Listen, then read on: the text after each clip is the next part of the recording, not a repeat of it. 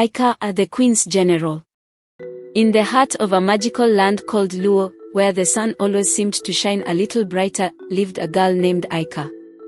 The land was a place of wonder, filled with golden fields, tall baobab trees, and sparkling rivers.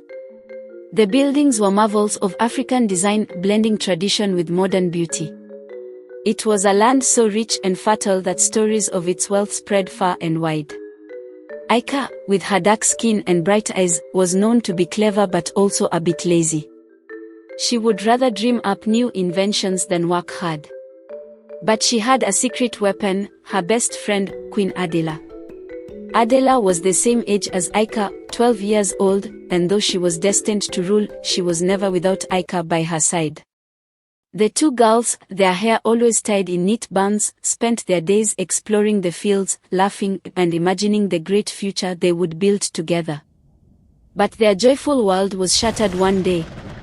Out of nowhere, ruthless invaders swept through the land of Luo like a storm. These invaders, dressed in dark, rugged armor, were merciless. They destroyed homes, tore down the beautiful buildings, and captured anyone who stood in their way.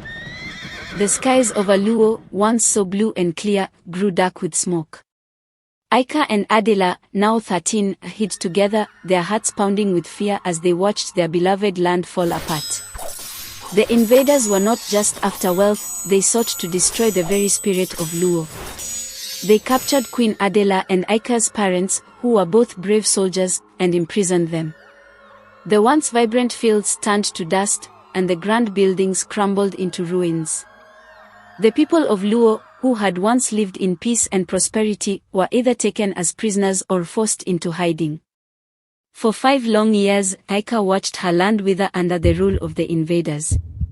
She was heartbroken and felt helpless, but her clever mind never stopped working. Though she was still a bit lazy, she knew she had to change.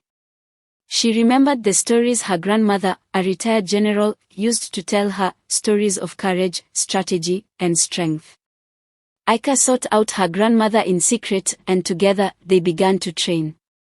Her grandmother taught her the ways of battle, how to outthink an enemy, and how to be a leader. The training was tough. Worked tirelessly, becoming not only a skilled fighter but also an innovative strategist. With each passing day, she grew stronger and smarter, until finally, she was ready to take back what was theirs. When the time came, Aikah, now 17, rallied the people of Luo. She had designed new weapons and crafted brilliant strategies to outwit the invaders. Leading a group of loyal villagers, she launched a daring plan to free her land. In a series of battles filled with courage and cunning, Aikah and her people struck back at the invaders. With her quick thinking and bravery, she managed to free Queen Adila and her parents from captivity. The final battle was fierce, but Aikah's brilliant tactics turned the tide. She led her people to victory, driving the invaders out of Luo once and for all. As the last of the enemy fled, the sun broke through the clouds, shining down on the land like a blessing.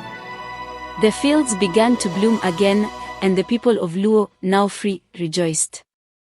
In a grand ceremony at the royal palace, Aikah was honored for her bravery. Queen Adila, standing tall and regal, held a ceremonial sword above Aikah's shoulder. With a voice full of pride, she declared Aikah as the Queen's general, the highest honor in the land. Aikah's grandmother, father, and mother stood proudly nearby, their eyes shining with tears of joy.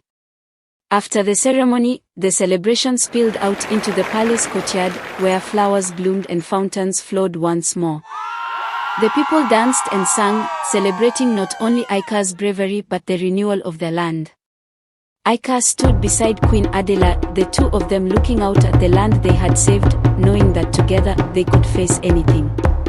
The land of Luo was once again a place of beauty and prosperity, and Aikah, the Queen's general, was ready to protect it for the rest of her days.